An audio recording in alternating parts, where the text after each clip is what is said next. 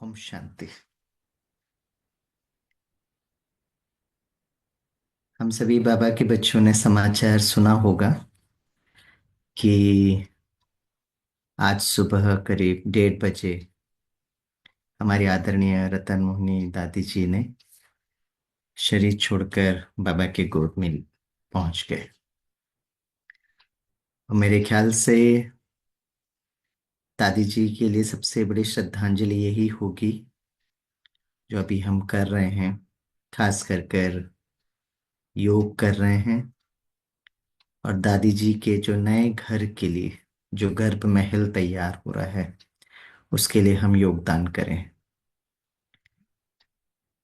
खास कर ऐसे सिचुएशन में जो बाबा भी कहते थे कि चाहे कैसी भी परिस्थिति क्यों ना हो, हम स्थित प्रज्ञ रहें, अपनी मन की स्थिति को बनाए रखें और ड्रामा के सीन को साक्षी होकर देखते रहें। साक्षी, साथी और सशक्त। हर सीन जो हो रहा है उसमें साक्षी बने, बाबा को अपने साथी बनाए और अपने आप को सशक्त बनाए। मुझे याद आता है पिछली बार जब आदरणीय निर्भय भाई जी ने शरीर छोड़ा और आज का ये दिन, दोनों में समांतर ये है कि हम लोग सेवा में रहते हैं तो सेवा का कार्यक्रम चलता भी रहता है। जब निर्भय भाई जी ने शरीर छोड़ा था तो उस समय मैं ओआरसी में था और उस समय मुझे याद आता है हमारा सोशल सर्विस विंग का एक कॉन्फ्रेंस था और मुझे उसमें कीनोट स्पीच देना था। तो रात को जब समाचार मिला और लगा कि प्रोग्राम में कुछ चेंज होगा तो आशा दीदी ने कहा नहीं, program will continue as it is, क्योंकि बहुत सारे लोगों को ओआरसी में बुला दिया गया था। और मेरे लिए सबसे बड़ा चैलेंज ये था क्योंकि हम न्यूज़ में देख रहे थे या हमारे यूट्यूब में चल रहा था कि निर्भय भाई जी का पार्थिव शरीर चारों धाम की यात्रा में है और हम स्टेज पे खड़े होकर, सबसे बड़ी विडंबना है कि हैप्पीनेस के बारे में बोलना है। जब इतने बड़े भाई साहब ने शरीर छोड़ा है, उनका पार्थिव शरीर का परिक्रमा हो रहा है और हमको इतने लोगों के सामने खड़े होकर हैप्पीनेस के बारे में बोलना, और वही आज की परिस्थिति भी है। Exactly the same thing. अमृत वेले के बाद जब समाचार पता चला, लोगों ने फोन किया, अगेन द सेम विडंबना कि आज 10 बजे यहाँ से जाना है and 11 to 12:30 is first session and the second session is 3 to 5 p.m. and both the session I have to speak about happiness. दादी जी का पार्थिव शरीर जाइडस हॉस्पिटल अहमदाबाद से जब शांतिवन की तरफ आ रहा होगा, हमें लोगों के सामने खड़े होकर हैप्पीनेस के बारे में बोलना है। That is a very very, at least ऐसे दिन हमको लगता है कि नहीं, हम थोड़े शांति में रहें। दादी जी की जो कंट्रीब्यूशन है 1936-37 से लेकर बाबा के साथ रहे, अपना तन मन धन दिया, सब कुछ यज्ञ के लिए न्यौछावर कर दे। तो ऐसे समय पर लगता है थोड़ा सा साइलेंस में रहकर वो जीवन की वो सच्चाई को हम महसूस करें। लेकिन हमें भी वो कर्म करना है और आप सभी भी जो बाबा के बच्चे बैठे हैं, आपको हर एक को कर्म करना है। दादी जी को श्रद्धांजलि देते हुए कर्म करना है। मुझे याद आता ओआरसी के उस स्टेज पर खड़े होकर मैंने एक कहानी सुनाई थी और वही कहानी आज मैं आपके साथ शेयर करता हूँ। ये कहानी आप लोगों ने बहुत बार सुनी भी होगी, लेकिन आज के समय पर इस वक्त the story is very very appropriate. कि एक बार एक राज्य में एक राजा था, बहुत अच्छे राजा थे वो, लोगों को इतना खुशी देते थे, आनंद देते थे। कुछ समय के बाद राजा की तबीयत खराब हो गई तो राज्य वैद्य ने राजा को देखा और कहा कि राजन, आपके लिए बस थोड़ा सा कम वक्त है, आप जाने वाले हैं। The Raja had to accept it. तो कुछ समय के बाद जब ये बात प्रजा तक पहुंची तो सारे प्रजा मंत्री के पास आए और कहा कि हमने सुना है कि राजा के पास बहुत कम वक्त है, तो हम राजा से मिलना चाहेंगे। तो मंत्री ने कहा, राजा की तबीयत ठीक नहीं है, मैं पूछता हूँ। तो मंत्री जी ने जब राजा से पूछा तो राजा ने कहा, क्यों नहीं, क्यों नहीं, वो जरूर मिल सकते हैं, जरूर मिले हमसे। तो सारे प्रजा जब राजा के पास गए तो राजा लेटा हुआ था, अपने अंतिम समय का इंतजार कर रहा था। तो सारे प्रजा बहुत दुखी हुए, कितने अच्छे राजा, अब वो जाने वाले हैं। अब राजा एक एक प्रजा को देख रहा है, एक एक लोगों को देख रहा है। तो राजा के मन में संकल्प आया कि जिंदगी भर मैंने इनको खुशी देने की कोशिश की, अब अंतिम समय पर मैं इनको देख रहा हूं तो इतने उदास, निराश, मायूस। ये तो मेरा जीवन का लक्ष्य नहीं था। तो राजा ने मंत्री जी को बुलाया और कहा, सारे राज्य में ढिंडोरा पिटवाइए और उनसे कहिएगा कि अगर सचमुच राजा के प्रति उनकी श्रेष्ठ भावना है तो मेरी 5 अंतिम इच्छाएं हैं, और 5 अंतिम इच्छाएं इसको पूरी करना। तो सारे राज्य में ढिंडोरा पिटवा दिया। कुछ दिनों के बाद राजा गुजर गए। तो सारे प्रजा मंत्री जी के पास पहुंचे राज्य महल में और कहा, राजा इतने अच्छे राजा थे, अगर हम उनकी कुछ भी इच्छा अगर हमको हो सकेगा तो हम जरूर पूरी करेंगे, बताइए कौन सी इच्छा थी। तो मंत्री जी ने कहा, मैं एक एक अनाउंसमेंट करता रहूंगा, पर बहुत सहज है, आप उसको कर सकते हैं। तो पहला जो अंतिम इच्छा थी, राजा का पार्थिव शरीर रथ पे रखा गया। और मंत्री जी ने अनाउंसमेंट किया कि जब ये रथ शमशान घाट के तरफ जाएगा तो एक गीत बजेगा, उस गीत को बहुत ध्यान से सुनना। और जैसे ही राजा का पार्थिव शरीर जाने लगा तो गीत बजा, अब घर जाना है, अब घर जाना है।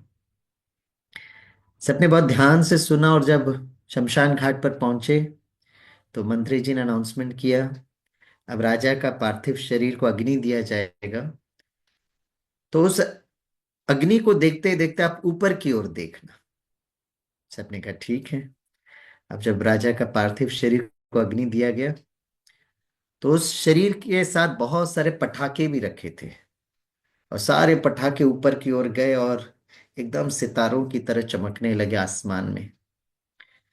तो मंत्री जी ने अनाउंसमेंट किया कि राजा की दूसरा संदेश ये था कि ये जो शरीर जो है वो नश्वर है, आत्मा चमकता हुआ सितारा अपने घर पहुंच गया है। राइट, और यही आपके लिए दूसरा संदेश था। फिर मंत्री जी ने अनाउंसमेंट किया कि आप नहा धोकर राज्य महल में आ जाइएगा, वहां मैं तीसरा इच्छा बताता हूँ। जब वो सभी नहा धोकर जब राज्य महल पर पहुंचे तो बहुत बड़ा बर्थडे केक रखा था। तो मंत्री जी ने अनाउंसमेंट किया, राजा का ये संदेश है कि आत्मा अजय, अमर, अविनाशी है। आत्मा क्योंकि इतना श्रेष्ठ कर्म की है तो कोई ना कोई, है ना, राजकुमार या राजकुमारी के रूप में जन्म लिए होंगे। वहां तो उत्सव का माहौल है, तो आप लोग इतना दुखी क्यों हो। इसे बहुत बड़ा बर्थडे केक रखा था। बोला, बहुत खुशी से इस बर्थडे केक को कट करिए। तो सबने वो कट किया बड़े प्यार से, है ना। राजकुमार या राजकुमारी के लिए गीत गाया, हैप्पी बर्थडे का गीत। फिर मंत्री जी ने कहा, राजा ने आपके लिए ब्रह्मा भोजन की व्यवस्था की है, ये चौथी इच्छा है, बड़ी खुशी से आप भोजन करिए। तो सबने बहुत खुशी से भोजन किया। फिर लास्ट अंतिम इच्छा क्या है, सबने पूछा। तो मंत्री जी ने कहा, राजा ने आपके लिए एक बहुत सुंदर गिफ्ट दिया है, वो गिफ्ट आप जरूर लीजिएगा। सबको गिफ्ट का बॉक्स दिया गया। तो सबने पूछा, इसके अंदर क्या है। तो बोला, आप खोल कर देखिएगा। तो जब खोला तो देखा उसके अंदर मुस्कुराता हुआ चेहरे का मुखौटा था। तो बोला, आप सब पहनिएगा। तो सबने पहने। फिर बोला, एक दूसरे को देखिएगा। एक दूसरे को देखे तो नेचुरली सामने वाला चेहरा भी मुस्कुराता हुआ चेहरा।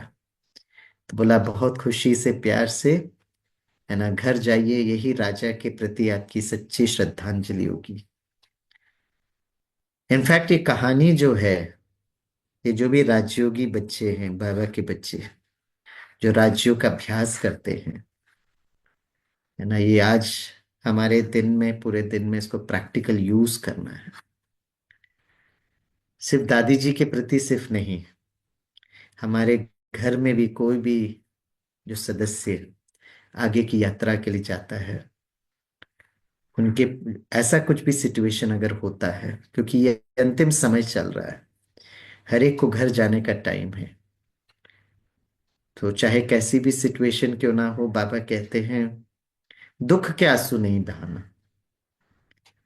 राइट, हाँ, प्रेम के आंसू अगर आंखों में आ भी जाते हैं देन इट्स ओके, लेकिन दुख के आंसू नहीं होना चाहिए। बिकॉज लोग इट्स कहते हैं कि the passing of a very closed person is one of the greatest cause of, कहीं जो एक ट्रॉमा होता है, एक पेन होता है।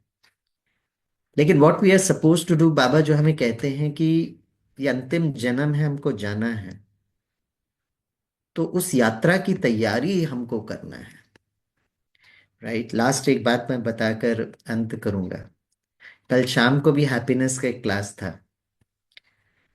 तो मैं, क्योंकि उन्होंने सभी जगह हैप्पीनेस हैप्पीनेस हैप्पीनेस रखा है, although the different set of audience, तो कल मैं एक बात उनको बता रहा था।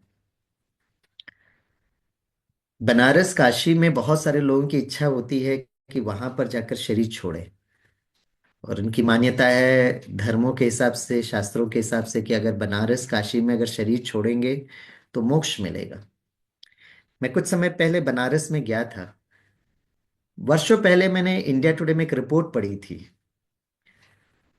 और रिपोर्ट में ये लिखा हुआ था कि वहां पर एक एक आश्रम है, मुक्तिधाम आश्रम। वहां के लोग बहुत अच्छे हैं, उस आश्रम के लोग।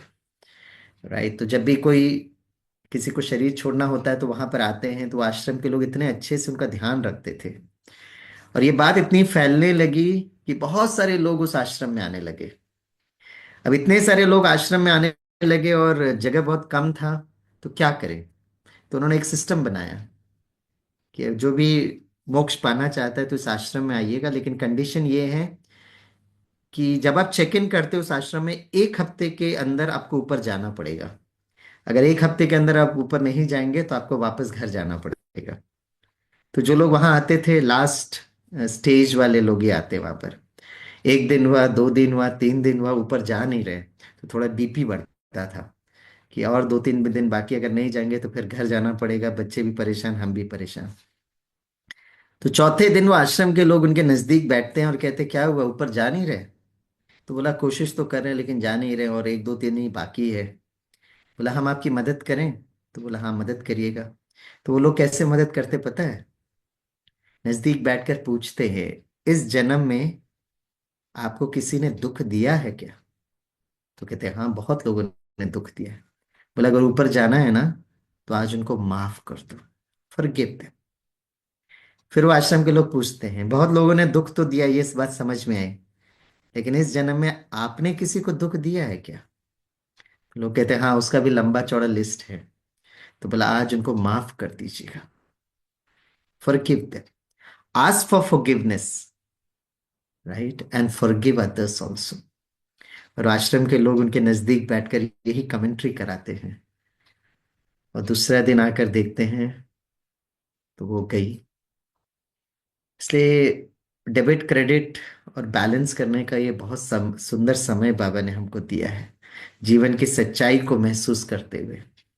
इसलिए let's forgive and ask for forgiveness, and let us prepare ourselves for मुक्ति, जीवन मुक्ति। दादी जी के प्रति हम सभी बाबा के बच्चों का बहुत बहुत भावपूर्ण श्रद्धांजलि। और दादी का एक नया घर, गर्भ महल जरूर बना होगा, उस गर्भ महल के प्रति भी हम सबकी बहुत बहुत पॉजिटिव वाइब्रेशंस देना। Thank you. ओम शांति।